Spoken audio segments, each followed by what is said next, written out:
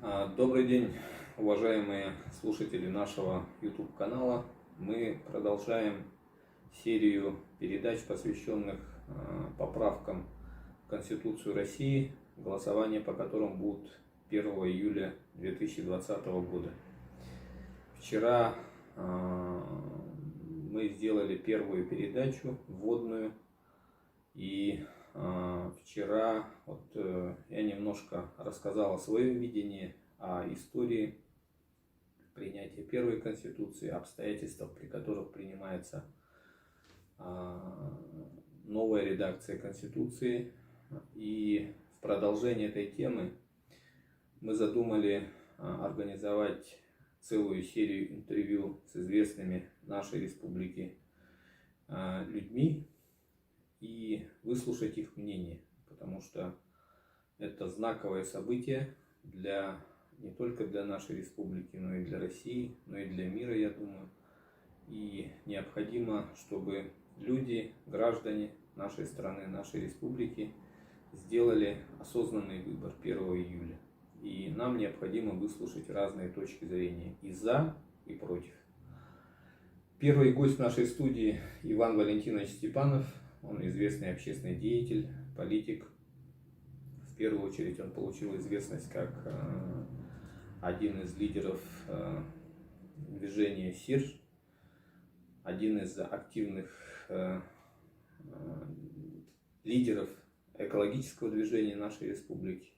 Человек со своими взглядами. И вот мы хотели бы начать вот этот цикл передач с интервью, с его участием. Иван Валентинович, что вы думаете насчет этих поправок?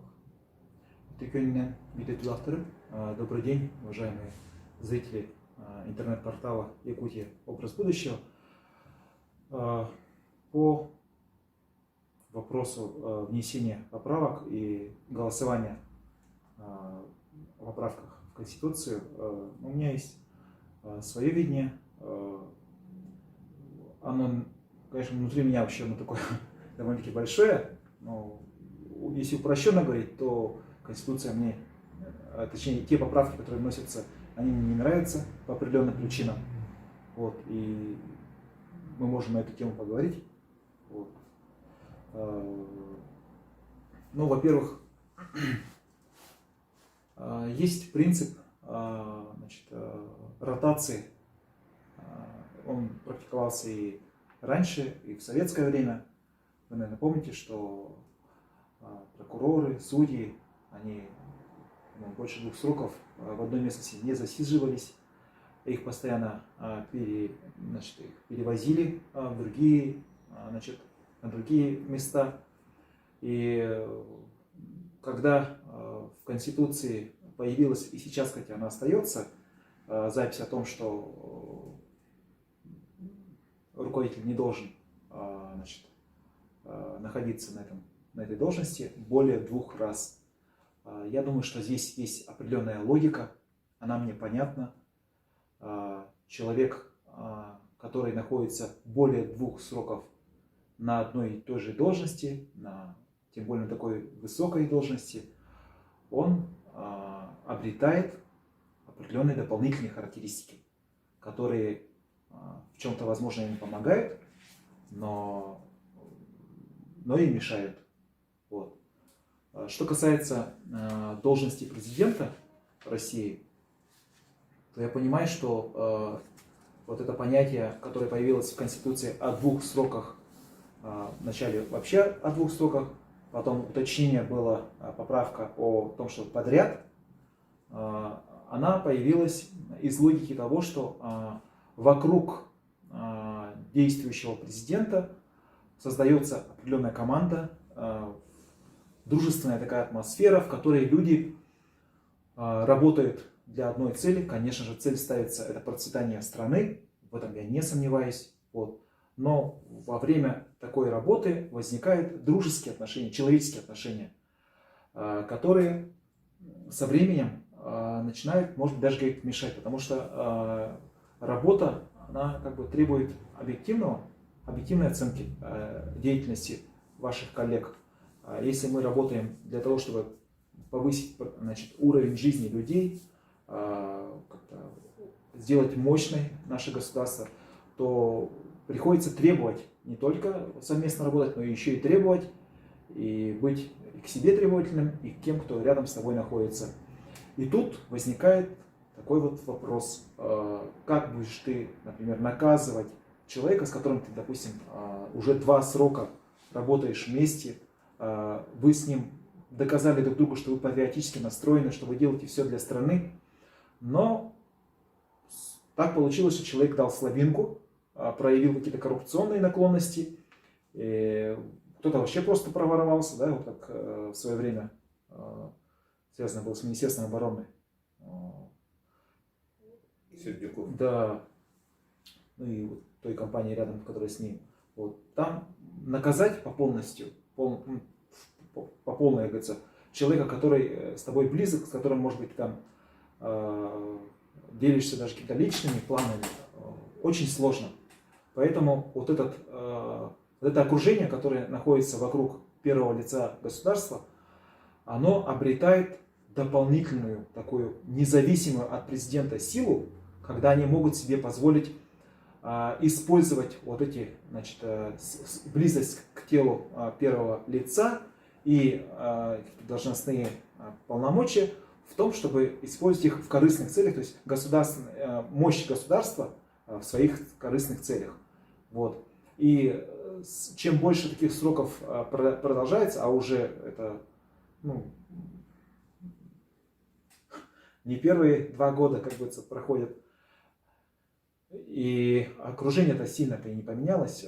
Конечно, я вот помню, когда вы говорили, что революция нужна сверху, а не снизу, то вот здесь вы правильно сказали, что я бы воспринял это как бы на ура, если бы Владимир Владимирович взял бы все, смел бы все свое окружение и заново набрал бы снизов новых молодых патриотичных людей, тогда я думаю, что, может быть, государство стало бы еще сильнее. Но сейчас мы же видим, что вокруг первого лица нашего государства образовалась такая сложная, такая, но плотная, уже утрамбованная, значит, прослойка, тесно переплетенная с олигархическими структурами, коммерческая, значит, государственная система, туда же еще и судебную начинаем втыкать, что тоже могло быть одним из условий, когда это дело контролируется. Вот. Первое, это, конечно, окружение портится. Сам Владимир Владимирович может как бы стоически все это выдерживать, все эти нагрузки славой, значит, ответственности, но окружение начинает портиться, и оно сделает все, чтобы не потерять этого. Это первое. Мне кажется, логика, по которой вообще требуется сменяемость власти.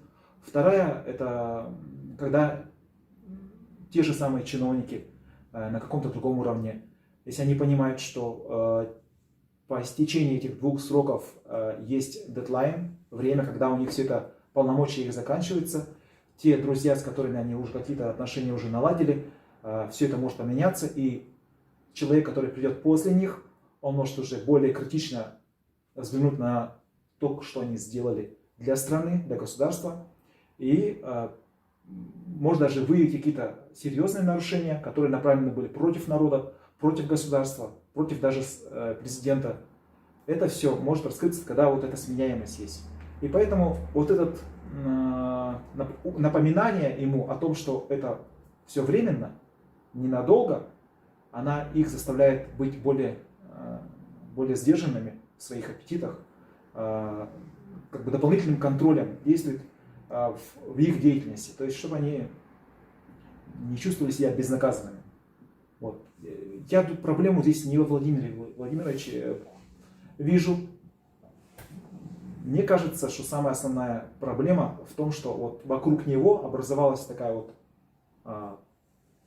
плотная, скажем так, прокладка между народом, которая, во-первых, мне кажется, уже не объективно информирует самого президента, где-то манипулирует им и в последнее время даже не считается с народом, потому что уже такая практика пошла, что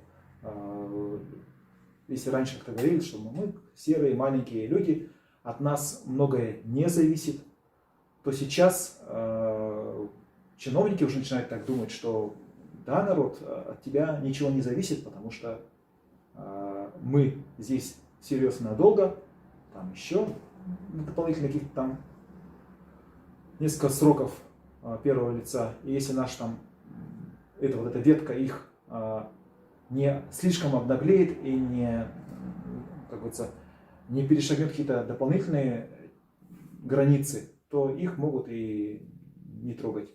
Вот. Это вот принцип того, что 2 срока подряд, вот, дело не в президенте, а дело в том, что вот она создает такую нездоровую, болотистую такую атмосферу, где можно потерять очень хорошие ростки, вообще как бы роста для государства. Тут надо пояснить, вот, идея о обнулении президентских сроков была выдвинута депутатом Ириной Родниной уже после того, как вот группа рабочая подготовила поправки. И это не инициатива действующего президента Путина, это инициатива депутата Родниной, которая была поддержана Федеральным собранием. Эти же поправки были рассмотрены и в Конституционном собрании. Тут, безусловно, Иван Валентинович в какой-то степени прав, потому что мы знаем из истории много примеров, когда происходит загнивание системы, загнивание власти из-за того, что люди сидят очень долго. Но с другой стороны, вот эта идея, мы же помним, что изначально в Конституции России, которую приняли в 1993 году, которую вот, при помощи активной американцев приняли наши депутаты, там президентский срок был ограничен вообще 4 годами. А 4 года и 6 лет, в чем разница заключается? Вот 6 лет ведь только потом появились, уже в нулевые годы, вот в эпоху Путина изменили Конституцию и удлинили президентский срок. А идея вот в чем заключается? 4 или 6, и вот 1 срок или 2 срока. Ну, просто из практики посмотреть. Даже возьмем главу наслега или главу района. Что может человек сделать за 4 года? Или даже за 6 лет? Он может, а в рамках огромной России, которая представляет из себя более 80 субъектов, более 200 народов, и это же союз, конфедерация, множество стран на самом деле. У нас же области, субъекты, и даже если принимать во внимание национальные республики, государства, согласно Конституции, в составе России, и нашу историю, территорию, размеры, значение исторической России, то получается, что 4 лет недостаточно. С другой стороны, в Конституции уже есть ограничения, 2 срока, не более. Соответственно, человек максимум по действующей Конституции 12 лет может находиться на посту непрерывно, а на 3-й срок уже 18 лет он сидеть не может. Проблема в том, что вот, Роднина предложила обнулить вот эти президентские сроки, и в новой редакции Конституции после принятия поправок считается, что Путин может по новой 2 срока. И вот вокруг этого идут споры очень жаркие. Я вот слышал, многие вот оппоненты Путина, действующей власти, вот и Иван Валентинович, выступает активно против вот этой статьи, аргументируют, говорят, что вот это плохо, что система загнивает. С другой стороны, мы видим, мы должны учитывать реалии современного мира. Мы же живем не в Луне, а мы живем в реальном мире, где очень сложная международная обстановка. Многие ученые, политологи, эксперты, футурологи говорят о том, что сейчас происходит переход на новый технологический уклад. Там 5-й или 6-й идут споры. А как показывает история, как показывает наша практика, вот та же история 20 века, такие переходы чреваты новой мировой войной. И некоторые эксперты, некоторые специалисты на полном серьезе говорят, что эта война новая мировая, она уже идет. Гибридная война. И эта война, это не война, вот Вторая мировая война, когда вот фронт, танки, там, авиация друг друга убивают, бомбят, а идет невидимая война, и в первую очередь информационная война. Мы же видим на примере вот эпидемии коронавируса, как людей зомбируют. На центральном телевидении из несуществующей новой разновидности гриппа раздули такую страшную эпидемию, как будто которая, она вообще не лечится. Но вот возьмите статистику, элементарно просто подумайте, люди, сколько человек заболело и сколько человек умерло, влияет ли вот этот коронавирус, даже по официальным данным и Всемирной организации здравоохранения, и многих правительств, и регионов, и нашей республики, видно, что никакого влияния реального на смертность, на демографию эта новая эпидемия коронавируса не влияет. И сейчас вот, и по сути, вот эта шумиха вокруг коронавируса, это некая дымовая завеса для того, чтобы устроить передел мира и власти в целом, и в мире, и в России. Этим пользуются разные политические силы. И если мы говорим об истории, о тех процессах, которые, борьбе за власть, которая идет наверху, мы же вот рядовые граждане не понимаем реального расклада сил. Вот то, что говорят там политологи, это далеко от реальности. Я могу привести такой пример. Вот мы же сейчас узнаем о политической истории, например, о политических реформах, которые были в 30-х годах, 40-х годах в Советской России. Во времена Сталина мы только сейчас узнаем, потому что открыли архивы. И тогда получается там совсем другая картина. Мы же думаем, что вот Сталин был чуть ли не царь, император, и все ему подчинялось. Но реалии политические были очень сложные. И сейчас по истечении, например, 50, 60, даже 100 лет, когда откроют архивы, я уверен, наши потомки узнают, что, например, Путин и Медведев далеко не друзья, что они представляют разные кланы, что в окружении Путина существуют разные группировки, которые предлагают разные модели развития страны. А на взгляд обывателя, простого человека, кажется вот вся эта система. Но мы вот этих реалий не чувствуем. С другой стороны, если существует внешняя угроза, она не выдумана, она совершенно реально существует.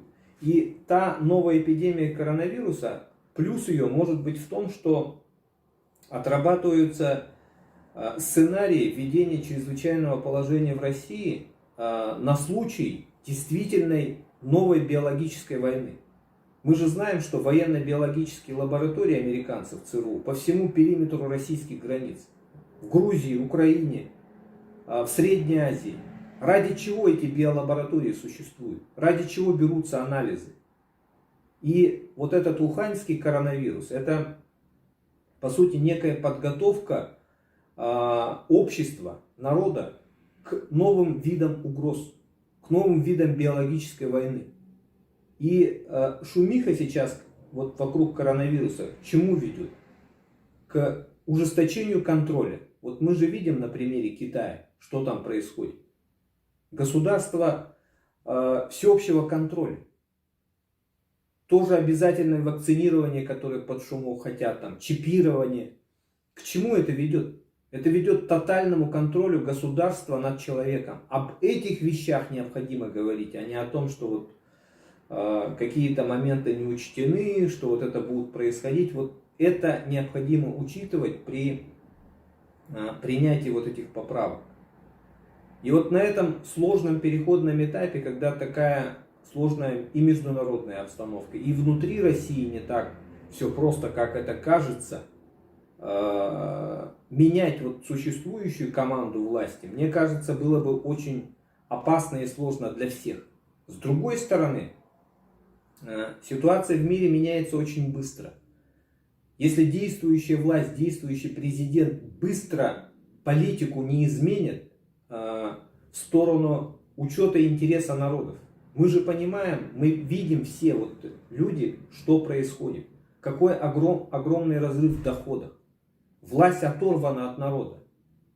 Даже на уровне вот регионов мы видим, на уровне руководителей муниципалитетов, когда вот разные начальники выступают, говорят, они совершенно не понимают вот реалии обычных граждан, рядовых людей, которые вынуждены жить от зарплаты к зарплате.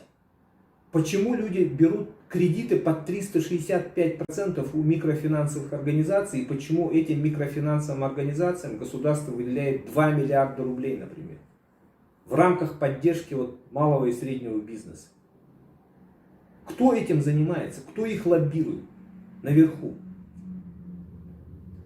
То есть, действительно, проблема коррупции очень сложная. И загнивание власти мы тоже наблюдаем. Но эти процессы необходимо с двух сторон. И снизу, и со стороны народа должно быть движение. И со стороны власти. И власть должна меняться, и народ тоже должен меняться. И Конституция, она, какая бы она ни идеальная ни была, она одномоментно ничего не изменит в лучшую сторону. И люди должны это понимать. А у нас, у многих людей существует такое превратное мнение. Вот мы напишем там, примем идеальную конституцию, придет идеальный президент, и он нашу жизнь, как в сказке, изменит. Это очень наивные, утопические представления до сих пор сохранились. И вот эти иждивенческие настроения, когда все возлагают на государство, на дядю, который решит твои проблемы, без твоего участия, главное.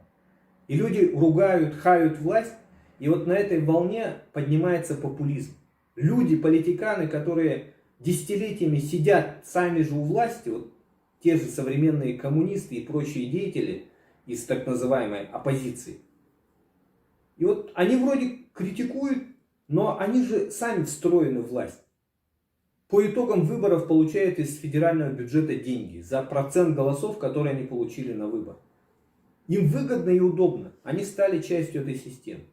Поэтому необходимо смотреть шире, более глобально и делать свои выводы. Не ориентироваться на какие-то правительственные СМИ, каких-то отдельных политиков, не руководствоваться эмоциями. С другой стороны, должна быть система контроля. Какая бы ни была конституция, мы даже вот эту действующую конституцию России, мы же не полностью используем. Потому что люди не читают и не знают, и не пользуются вот этими правами. Безусловно, Конституция 93-го года и те поправки, они несовершенны.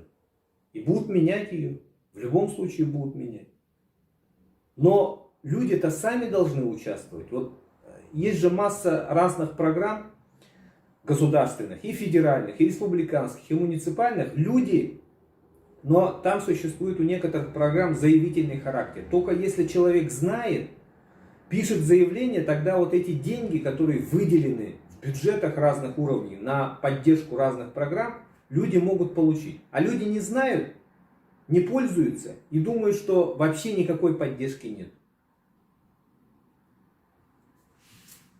Да, я должен согласиться.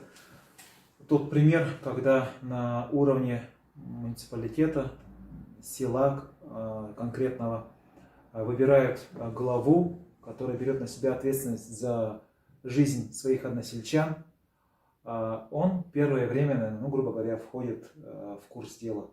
Он должен понять, как устроено бюджетное бюджетирование. Он должен знать, какие взаимоотношения с другими уровнями власти. Он должен понимать, как ему где-то использовать население для решения общих вопросов. И это требует определенного времени. За 1 месяц и даже за 3 года сложно будет вывести стратегически выверенную какую-то там работу, выстроить какие-то, да даже вот включение, элементарное включение в например, строительство школы. Да? Вот я в Усть-Мае, когда работал первым заместителем главы района, мы с моим главой, с Владимиром Васильевичем Топорковым, долго добивались, скажем так, включения строительства Петропавловской школы, Усть-Майской школы в бюджет, чтобы он был отражен в бюджете, чтобы он попал в план республики, республиканский план. но для этого нужно было проводить очень много работы. И мы эту работу проводили, это вопрос не 1-2 лет. Школы эти, кстати, были построены уже после того, как уже Топорков ушел с должности, но это была такая вот длинная работа. И с этой точки зрения, я думаю, что плюс, когда человек дольше, не 1 срок, например, да, 2 срока находится на своей должности, но тем не менее эти школы были построены, независимо от того, кто пришел после Топоркова. Он свой вклад сделал. Вот. То же самое, думаю, произойдет и по другим направлениям. Я не спорю, что региональный уровень, районный уровень, значит, тем более государственный, вообще российский уровень предполагает массу неизвестных каких-то, значит, скажем так, параметров, которые влияют на вот общую картину, потому что это не так просто, да? Я с вами согласен, что есть масса там сил, внутренних сил, агрессивных, доброжелательных сил, с которыми нужно где-то договариваться, где-то ставить на место, где-то усиливать свои эти, значит, сторонников. То же самое на международной арене, там вообще, наверное, как клубок такой, это нужно, даже может одному человеку не по силу, это должен быть такой хороший аналитический аппарат, который бы все так просчитал. Это очень сложно, да, согласен. Но есть вот те минусы, про которые я сказал, что минусы от загнивания приносят больше вреда государству, чем сохранение одной команды, грубо говоря, одной команды на этой, значит, руководящей должности. И не надо забывать, что есть еще и человеческий предел человеческим ресурсам. Есть определенные пики в физиологии человека, когда он в расцвете сил, когда он может полностью отдать свою энергетику, силы, знания, свое личное обаяние для того, чтобы решить общегосударственные вопросы. Я не спорю, что Владимир Владимирович Путин обладает многими выдающимися качествами. Вот. В всяком случае, он себя так проявил, нам так преподносит это. И я, допустим, у меня нет оснований не верить этому. Но та команда, которая вокруг него есть, она же тоже как глаз замыливается, грубо говоря. Они вот все по шаблону проходят. В идеале было бы, Владимир Владимирович должен был подготовить ну, хотя бы несколько преемников, так скажем, трансфер власти, да? Но при этом, чтобы сохранить, вот как вы сказали, международную линию, она не должна быть. То есть тот, кто должен прийти был за Путиным, он должен был быть, может быть, даже еще более жестче, более крепче в отстаивании именно российских интересов. Я хочу, чтобы моя родина была сильная. Я не хочу, чтобы ее разорвали там на 85 кусков. Даже если бы нам сказали, вот отделяйтесь, Якутия, да, вы такая богатая, счастливая, я понимаю, что нас потом проглотят и выплюнут. Просто это вопрос будет одного даже года. Поэтому именно в составе Российской Федерации мы, как говорил, кстати, Кулаковский, мы можем существовать дальше и процветать. Вот. Но та ситуация олигархическая, компрадорская даже, вот, потому что не секрет, что многие ведущие крупные энергетические там такие добывающие те же нефтегазовая отрасль, они принадлежат там в руководстве англичане, там китайцы, где-то американцы, немцы. Я считаю, что влияние Запада, того же Запада, на нашу Россию, на нашу экономику слишком большое. Почему такое допущено? Понимаю, что делается все для того, чтобы там их вытеснить потихоньку, чтобы Россия там крепла. Да пусть будут у нас даже какие-то олигархи. Но при этом и благосостояние народа должно, соответственно, подниматься, расти. Пусть будут у нас в журнале Forbes занимать все первые места наши россияне, да ради Бога. Но и народ должен быть, соответственно, достойно жить. Поэтому я считаю, что вот эта система, которая сейчас существует во главе с Владимиром Владимировичем Путиным, она должна все-таки подготовить этот трансфер власти, провести определенную революцию, убрать, вообще просто почистить верхнее руководство, в среднем уровне тоже.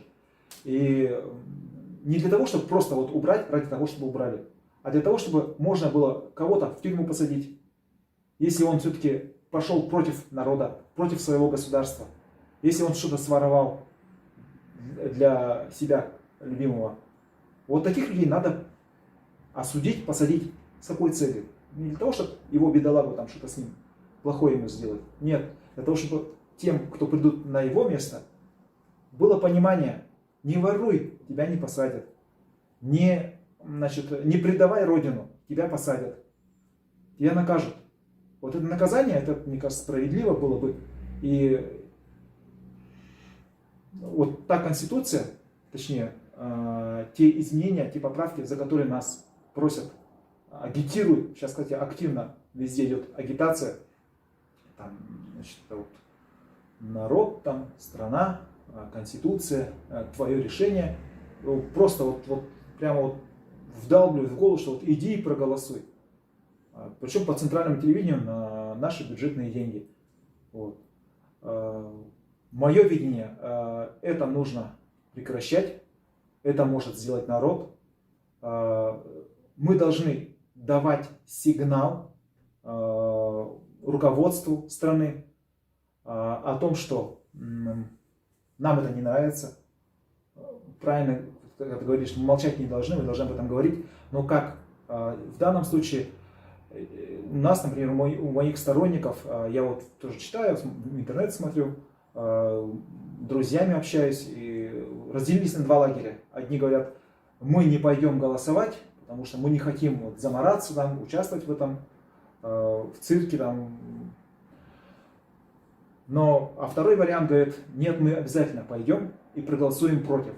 Вот. И тут каждый для себя принимает решение, как бы он поступил. Да? Вот. В российских масштабах это вот одинаково, скажем так, таких достойных решений, каждый, который может себя принять. Но для нашей, допустим, республики, я считаю, что есть один из них более приемлемый. Почему? Потому что у нас, я всегда вот говорил, что у нас есть глава республики, у нас есть, допустим, в городе мэр.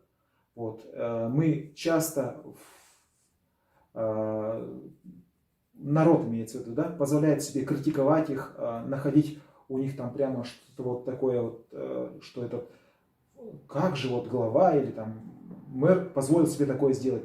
Но при этом мы не помогаем. Действительно, мы, вот как вы сказали, сидим и ждем, что нам что-то готовенькое принесут. А тем временем мы должны были им помочь, поддержать их. И вот в этом, например, ракурсе, да, вот, голосование за внесение поправок в Конституцию можно было сделать следующим образом. Если мы сейчас все пойдем толпой и проголосуем, как чувствуем, да, что вот мы против этой Конституции, то это же может как-то сказаться и на взаимоотношениях Кремля и, значит, региона. Мне кажется, это тоже вот как-то вот. Почему в свое время, когда Светлана Владимировна Аксентьева стала, значит, сторонником партии «Единая Россия», я ее поддержал с точки зрения, что действительно надо налаживать вертикальные отношения, потому что сказать, что вот я одна такая, я не буду с вами никак, я вот с народом, это такая губительная для самого же города ситуация, когда муниципалитет и регион начинают противостоять, или там федеральный уровень власти, или там местный уровень власти, вот в такое противоречие, прям противостояние даже могут вступить. Это не надо делать, нужно все ровно делать. И в данном случае, если мы все пойдем проголосуем против, то это как бы подставим опять-таки нашего действующего главу Илдархана, что вот-вот он у себя там позволил подняться таким вот протестным настроением. Мы сделаем по-другому. Мы, значит, я, например, не пойду голосовать, не воспользуюсь правом голосования даже в по интернету, просто для того, чтобы показать свою позицию. Но при этом никто меня не обвинит, например, из Дархана, что как же так ты не заставил людей пойти проголосовать, там что-то сделать, не провел достаточный уровень работы, чтобы население благосклонно относилось вообще к власти. Как бы, ну, делаешь такой вот срез по уровню процента проголосовавших и начинает судить о руководителе региона, там, города, как вот он проработал, значит, тут, может быть, скажут, ага, значит, это население вами недовольно, поэтому оно так вот проголосовало. А здесь мы просто скажем, вот, ребята, мы бы рады были проголосовать, но вот боимся коронавируса и не пошли голосовать. Поэтому мы просто не приняли участие. И приняло участие там совсем маленький процент проголосовавших. Вот таким образом мы, во-первых, явно никого не подставим из своих, а во-вторых, мы четко дадим сигнал руководству государства, что нужна, вот как вы сказали, революция сверху. Нужно менять, нужно убирать всевозможные эти, значит, вертикали, которые, ну, мы довели уже Россию до ручного, значит, руководства в ручном режиме. Когда президенту России там пишет письмо, что там вот какая-то проблема в таком-то городе, в такой-то деревне, и он там лично говорит, все, там, и сразу там все появляется. Это же так не должно быть. Это должен быть механизм, который сам по себе работает. И должны быть суды независимые. Никаких там вообще, что вот президент захотел, уволил там прокурора или там судью Верховного суда или тем более Конституционного по утрате там доверия, да. Такого не должно быть вообще, чтобы один человек, от одного человека были все зависимы. Я понимаю, что до рук не хватит Владимира Владимировича каждого судью в лицо, не то что в лицо знать, даже примерно знать. Это будет какой-то круг этим заниматься. Это будет окружение, про которое я уже говорил.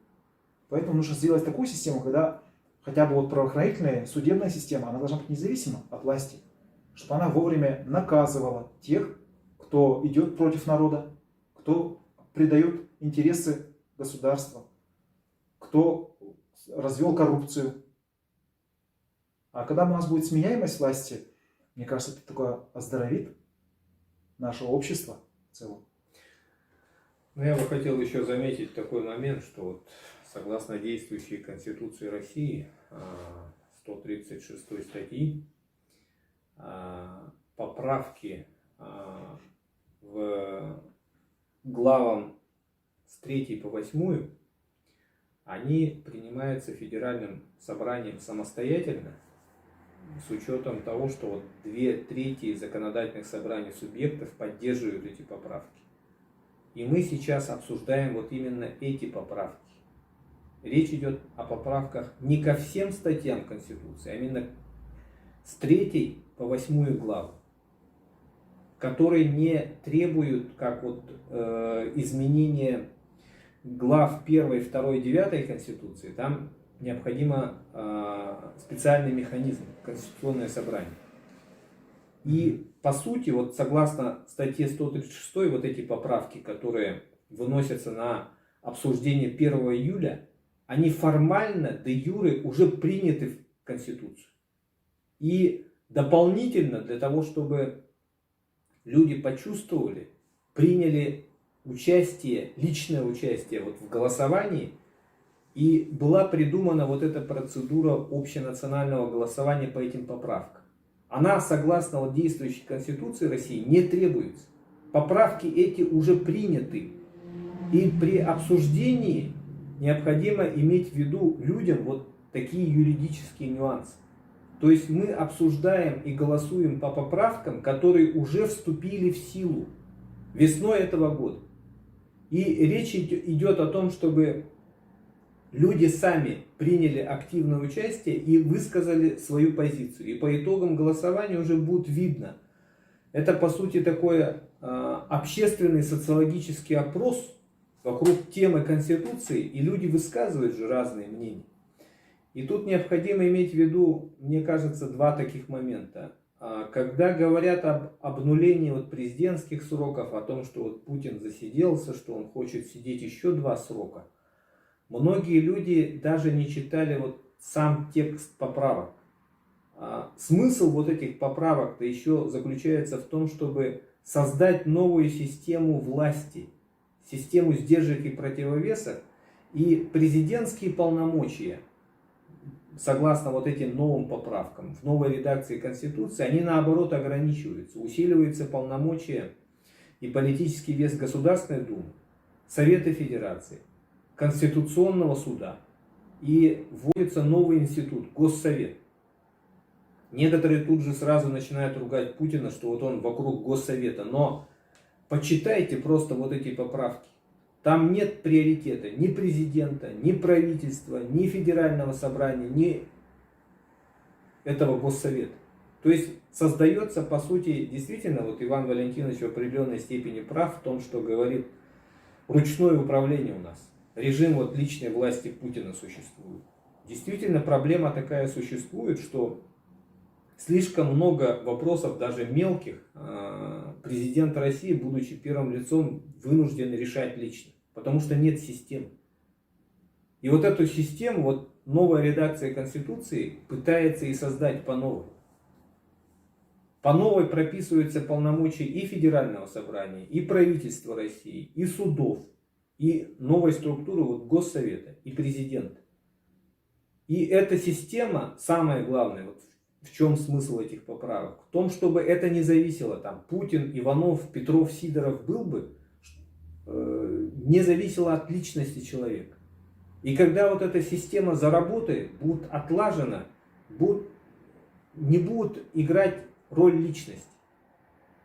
Конечно, роль личности в истории она существует, но ее можно определенными механизмами минимизировать. Речь идет об этом. И те люди, которые сейчас ломают пики вокруг вот обнуления президентских сроков, они почему-то об этом не говорят. Что речь идет, вот эти поправки, они создают новый механизм власти, независимый от личности Путина. Если бы, например, Путин сам хотел, он мог бы под себя сделать, еще больше усилить свои полномочия. Но вот те люди, которые кричат, что вот Путин забрал всю полноту власти, они забывают о том, что все познается в сравнении. Вот мы возьмем Конституцию России 93 года, вот, новые поправки, Конституцию СССР 36 года, знаменитую Сталинскую Конституцию, последнюю Конституцию СССР 77 года, и посмотрим полномочия первого лица. Есть же существует грамотный юридический анализ этих полномочий. Согласно действующей Конституции России 93 года, которую вот мы приняли, и согласно которой мы живем, президент России на самом деле, он как британская королева. По закону, вот по Конституции. Он политический нотариус. Он просто визирует документы, которые ему правительство готовит, федеральное собрание принимает. Он может отклонить, наложить вето, но могут внести обратно. И все. И назначает вроде как вот тоже правительство там как-то участвует, но в любом случае его полномочия очень ограничены, если даже сравнивать с Конституцией 1977 года Советского Союза. Его полномочия ограничены. И тот режим, который сложился у нас последние 20 лет, это следствие нашей истории, которая всегда требовала наличия сильного первого лица, лидера страны.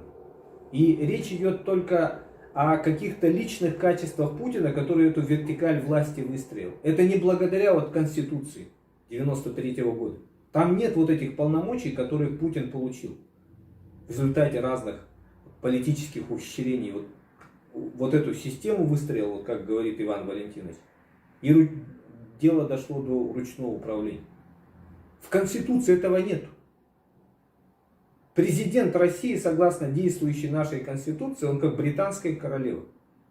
Просто возьмите и прочитайте те люди, которые вот не знают, не читали Конституции, вот полномочия, вот статью где прописаны полномочия президента. И сравните, вот не поленитесь, полистайте. Это есть в открытых источниках. Поэтому, что бы ни писали в этой Конституции, вот в каких-то законах, вообще вот такая существует традиция в России, вообще вот в других евразийских государствах, которые были до России, там, до Московской Руси, есть такое понятие справедливость выше права. У нас есть такое понятие. Справедливость выше закона. Это на Западе, в Европе, там, в Соединенных Штатах Америки право выходит на первый план. И поэтому возможен такой феномен, как вот феномен Путина вот, в современной России, когда человек, не имея по закону полномочий, он становится вот таким правителем, который от него все зависит, и он вынужден вплоть до того, что там в режиме ручного управления решать проблемы какой-то маленькой деревни. Дело доходит до такой степени. Хотя по Конституции, если вот посмотреть, почитать, у него этих полномочий нет. Но я хочу все-таки это как еще раз использовать даже то, что вы сказали. Закон, точнее, уже поправки приняты, какой-то легитимизации там, в правовом плане не требуется, чтобы мы проголосовали. Это от того, проголосуем мы или нет, эти поправки уже де юре уже вошли, значит, уже они уже имеют силу, по идее. То, что вот пройдет голосование, это вот как бы личная воля там, Владимира Владимировича или там его окружения, которое его убедило, что для того, чтобы как бы стабилизировать общество, необходимо еще и дать возможность народу высказаться. Где-то даже, может быть, чтобы народ почувствовал себя сопричастным с этими изменениями, вот с этой только точки зрения. Но я еще раз говорю, что я продолжаю считать, что надо голосовать, точнее не ходить на голосование. Тем самым своей явкой мы доносим информацию. Ну, Конституцию все равно примут, значит, она уже как бы уже вступила в силу. Да, она уже вступила, как бы они приняты, и это как бы формальность такая вот, человеческая. Он говорит, вот мы по-человечески решили вот спросить ваше мнение на всякий случай. И при этом механизм прозрачности проведения этого опроса мнения, да, там, это будет в палатках, это будет непонятно где-то, вот, можем здесь вот выехать, выездные, попробуйте нас проконтролировать. Целую неделю будем этим заниматься, можем сегодня сделать, может завтра. Вопрос прозрачности, ну, такой очень сомнительный. Вот. Но мы должны подать сигнал руководству. Сейчас так получилось, что вот этот феномен Путина, он действительно, ну, действительно как лидер, он, конечно же, он очень сильный, показал себя, что даже не имея на то законных оснований, он может рулить вплоть до деревни, вплоть до какой-то там отдельной там организации. Любой вопрос он может личным участием решить. Хотя есть разделение власти, уровней властей, вопросы его уровня, но он может, он настолько вот действительно сделал команду, в которой все так отрепетировано, что вот он может это сделать. И все это выстроилось вот так сейчас. И мы сейчас ее как бы просто фиксируем в некоторых местах, что вот действительно он по закону теперь имеет право там, Конституционный суд на него влиять, на Конституционный суд влиять, и на Верховный суд, и на суды каких-то городских, деревенских, сельских там, уровней. Он все это может участвовать. Теперь это просто фиксирует, как бы цементирует. Мы же все-таки мечтаем о том, чтобы была система, по которой бы работала независимо. Будет Путин, будет другой, неважно, система должна работать без них. А у нас сейчас, мы говорим, вот стоит вот это вот взять, вот эту надстройку взять, убрать, все, наступит хаос. Зачем дальше тогда это питать вот эту такую опасную вот эту конструкцию? Зачем? Надо наоборот сейчас уже скажем так, создавать, где-то вот привлекать ту же оппозицию к себе. Пусть ребята работают там, дайте им какие-то участки, пусть они энергетику свою направляют, чтобы принося пользу народу. У нас же как, ты чуть-чуть оппозиционер, тебе работу не дадут. Хотя, в принципе, человек, может быть, там, тот же самый Березкин, да, не глупый человек, очень хорошо рассуждает, какие-то у него реальные планы. Можно было ему, допустим, предложить работу, да, где-то те же вот, там, Филин, там, Навальный, я не знаю, ну, я их плохо знаю, этих людей, вот, но Филин вроде бы тоже такой патриотичный человек, вот, где-то вот дать им возможность показать, что вот, ребята, работайте, тогда общество, оно подумало, что, о, оказывается, социальные лифты есть, можно даже выступая за, значит, интересы своего народа, а ведь так и делят же сейчас, это люди вот эти за интересы народа, а эти за интересы там власти и олигархов даже, да, откровенно. А если бы у нас это было как-то более размыто, и мы могли бы где-то, люди вот эти обоих формаций могли бы вместе где-то работать, тогда, может быть, не было такого противостояния. Тогда, может быть, и власть бы не ругали так, как сейчас ругают.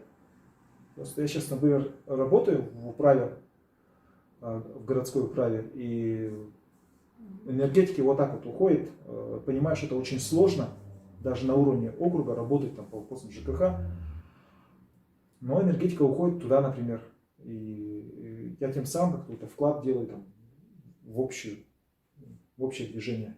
Вот. А когда кого-то отделяют, говорят, что ты нам не подходишь, ты очень опасный, ну, это человек говорит, ага, все, что делает власть, все плохо. То есть как-то вот от той конструкции, когда вот вертикаль жесткая есть те, кто преданы, и те, кто там, как бузят, да, вот, их вот в сторону, да, они будут бузить. А почему бы не отойти от этого, чтобы система работала? Хоть какого там бузатера посади, он не сможет, допустим, навредить стране, навредить своему региону, навредить там, своему селу. Надо сделать такую систему. А сейчас у нас вот эта вертикаль, она, конечно, она как бы работает, но вдруг, не дай бог, что-то там случится с президентом. Не дай бог. Вот тот хаос, про который мы сейчас говорили, он и наступит. А все потому, что мы оказались не готовы. Система-то не гибкая. И она не сможет защищать интересы нашей страны. Враги просто возьмут и уберут его, грубо говоря. И все. Что нам теперь, сдаваться, что ли? На 85 частей разделиться, если не на больше.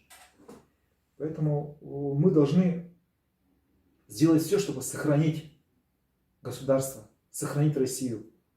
Конечно, в душе мечтаем, чтобы Советский Союз как бы возродился, чтобы наши соседи, братья наши, да, вот, мы же братья были все.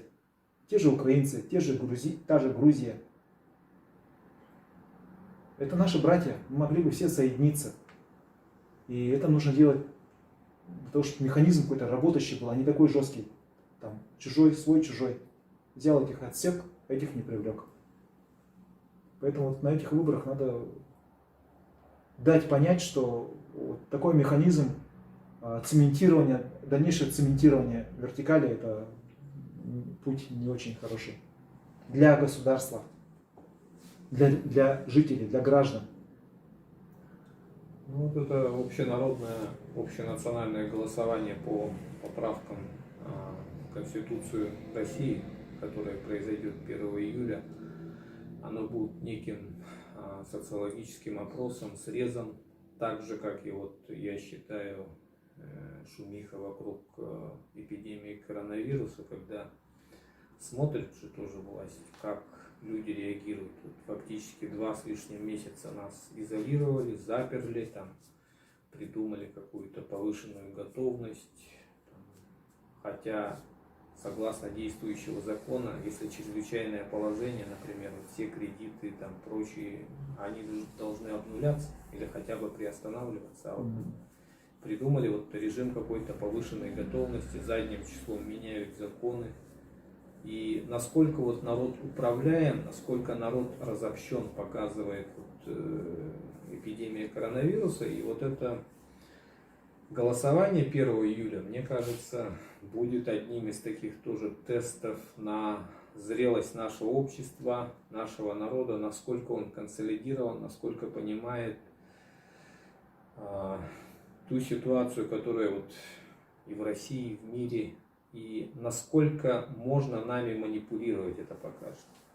И вот какой процент людей, например, поддержит вот позицию Ивана Валентиновича, там, других людей, тех, которые призывают поддержать власть, там, проголосовать за действующие, за вот эти поправки в Конституцию. Хотя, на самом деле, если вот внимательно прочитать Конституцию, поправки уже приняты. Поправки эти уже приняты, и люди могут просто сказать, что вот высказать свое мнение. Но поправки, они уже существуют. В Конституции, вот, как в документе юридическом, механизм прописан. Какую главу как можно менять. Некоторые главы можно, ключевые, там, 1, 2, 9 главы, их можно только через механизм Конституционного собрания менять. Некоторые, вот, с 3 по 8 главы можно менять вот так. Через федеральное собрание законом при поддержке 2/3 законодательных собраний регионов России. То есть вот уже и регионы поддержали, и федеральное собрание эти поправки уже приняли. Не нужно людей обманывать, не нужно говорить вот от тебя вот поправки приняты. Другое дело, что власть, действующий президент решили выслушать мнение людей. И что выскажут, сколько людей придет, это такой опрос своеобразный. И когда мы говорим, вот, приходи и проголосуй, люди должны понимать, что поправки уже приняты в Конституции.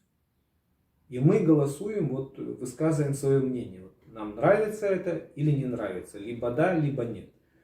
Некоторые просто проголосуют, вот как некоторые товарищи вот Ивана Валентиновича, ногами, просто не придут. Некоторые там даже вплоть до электронного же формата, там можно через интернет проголосовать, тоже интересно. Тоже апробируются определенные вот эти технологии, политтехнологии. Сколько людей, вот интересно, там проголосует. Придет ли молодежь, может молодежь заинтересует, которая на обычные выборы не ходит. Это тоже вот такие моменты. И еще хотел сказать, что когда принимаются те или иные федеральные законы, вот я все-таки на чем обжегся, да, это вот когда вводили федеральный закон, так называемый дальневосточном гектаре, нормальных обсуждений не было. Смотрели на этот федеральный закон как на возможность прямо людей там взять земельные участки и обогатиться, стать там крепче на ноги, да, вот, стать богаче на эти земельные участки. Но сегодня, вот, наверное, единичные есть примеры того, как была использована эта возможность. У нас в стране там 150 миллионов людей, ну, точно не ринулись на Дальний Восток. У нас на Дальнем Востоке только несколько точечных таких вот есть попыток, возможно, кто-то удачно, может, кто-то менее удачно, но я к чему? Потому что тот закон, который вначале хотели ввести, федеральный закон, он был очень сырой. И вот граждане нашей республики активно в этом приняли участие. И через наше государственное собрание ИЛТУМЭН, и через, значит, президента, как субъектов законодательной инициативы, мы вносили свои предложения, и, слава богу, многое поменялось же. Вначале же было вообще там 7 страниц этого закона, потом он стал более объемным. Вот. Например, как раз вот гражданская инициатива. Я тоже помню вот, первоначальный проект этого закона, читал, тоже удивлялся, что он настолько сырой и настолько беспомощный. И даже общественность нашей республики, вот лично Иван Валентинович, я помню, участвовал в обсуждении этого закона и поменяли же многие вещи. Да, очень много нас. Мы, во всяком случае, были услышаны. Вот я про это и говорю, что мы должны... Но самая основная идея, которую мы хотели донести, это не надо торопиться. Вот такие, такие важные вопросы, как земля, важные вопросы, как Конституция. Нельзя все это галопом, все быстро делать. Это можно было подготовить, там, не знаю, к 2024 году. Потом проголосовать, принять. И, может быть, даже новый президент страны работал бы, может быть, по новой Конституции. Может быть, так нужно было сделать. А у нас все быстро, и президент не меняется. А в Конституции и в новой Конституции там написано, единственное, что там ссылка будет, там 3.1, да, о том, что в части 3, дополнительно же еще есть, о том, что это не относится к действующему президенту, если он перед этим там сидел, то его сроки не считаются. Но все равно же, как бы там есть надпись о том, что один гражданин не может находиться на должности президента более 2 сроков. Об этом сказано. И поэтому, как бы там вторая, третья версия, новая версия Конституции, там написана фраза о том, что один гражданин не должен находиться более чем 2 срока. Там 2 срока, например. Человек, все уже, он, с этого момента мы считаем, с этого момента не считаем. Там у тебя, например, там было 3 детей, потом семейный кодекс там поменялся, у тебя родилось еще 2, и ты говоришь, у меня 2 детей. Почему 2? Ну как бы эти 2 по новой Конституции, у меня только 2, а те 3 как бы, ну как не считаются, ну как не считается. Это были полноценные годы правления, значит, Владимиром Владимировичем. Это в истории уже вписано, люди это переживали, мы как бы, ну, где-то хорошо при нем даже жили. Вот. Но это было, все уже 2 срока было. Как бы там вот, это вот уже как бы не совсем честно. Есть 2 срока, вот, ну, по новой Конституции, по старой. Были же, он же был президентом именно России. Все, есть ограничения. Ну, то есть вот у меня как бы такой. Но сам по себе вот эти поправки, скорость, с которой это вносится, тот формат, в котором нам предлагают подтвердить уже принятые поправки, вот это как-то немножко ну, людей обижает, наверное, все-таки. Мы же как-то заслуживаем того, чтобы с нами там считались тем же вот депутатом нашего регионального государственного собрания Илтумен. Дали возможность только там ночь почитать этот или 1 день. А Султан Баран вообще говорил о том, что они прямо на заседании дали прочитать вот эту.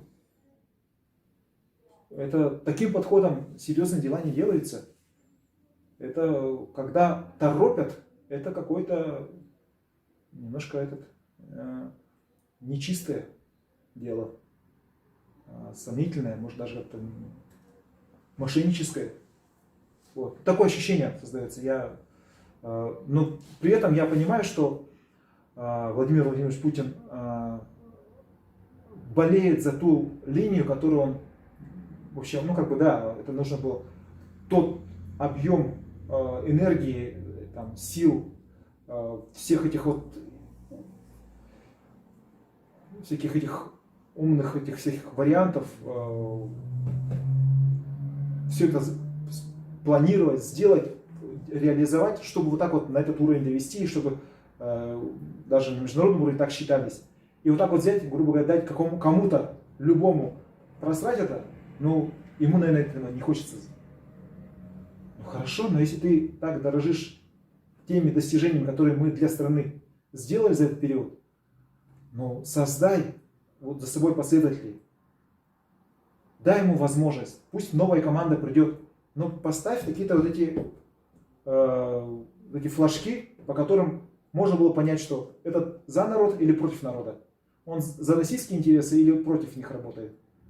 Вот этот механизм, который сам бы работал и ставил бы на место всех, кто решил предать народ. Вот над этим можно было говорить. Ну, понимаешь, сейчас ситуация такая сложная, и, возможно, там, президент никому не доверяет, и не исключаю, что вокруг него там прямо рой этих, может быть, даже предателей ходит и только ждут, когда он уйдет, чтобы взять и сдать нашу страну. Я такой тоже, потому что я не знаю, народ не знает всей полной информации, которая есть у президента России. Мы не знаем, что на самом деле происходит, какая атмосфера. Нам же не все рассказывают открытым текстом. Мы даже вот в переговорах не все рассказываем другой стороне, потому что есть у нас слабые стороны, есть сильные стороны другой стороны, о которых мы знаем, но об этом они не знают. Я понимаю, что там все не расскажешь народу, что есть причины, по которым он хочет остаться. И это очень важные, наверное, причины. Но при этом народ-то как видит? Он видит, что его обманывает. Ну, забегать вперед, мне кажется, не стоит. Тут юридическая как бы возможность действительно, согласно вот этим новым поправкам, есть, что он будет сидеть там еще 2 срока, но это не факт. В том ситуация сейчас очень быстро меняется. К сентябрю, может быть, даже к следующему году, вот, согласно нашего вот знаменитого земляка Александра Габышева, великого пророка, как он говорит, то он предсказывает же, что уже к лету 2020 года будут большие изменения, не говоря там он же планировал к 2021 году подойти к Москве, и он говорил, что подождем, осталось-то всего недолго ждать, всего 1 год. И лучший критерий истины — это практика. И мне кажется, не стоит в какой-то степени забегать вперед. Я согласен. Посмотрим. Вот, действительно, поправки приняты. Как вот согласно вот этой новой редакции Конституции будут действовать и Путин, и наша власть, и как отреагирует народ, будем смотреть. Человек предполагает, Бог располагает. Практика покажет, насколько вот правы критики, сомневающиеся, те люди, которые там безоговорочно Путина поддерживают. Спасибо, Иван Валентинович, что пришли, приняли участие, высказали свое мнение. И в следующей передаче мы вот продолжим обсуждение этих поправок, пригласим новых интересных людей, чтобы они высказали свое личное мнение к этим поправкам, к ситуации в мире, в России, в республике. Спасибо. Всего доброго.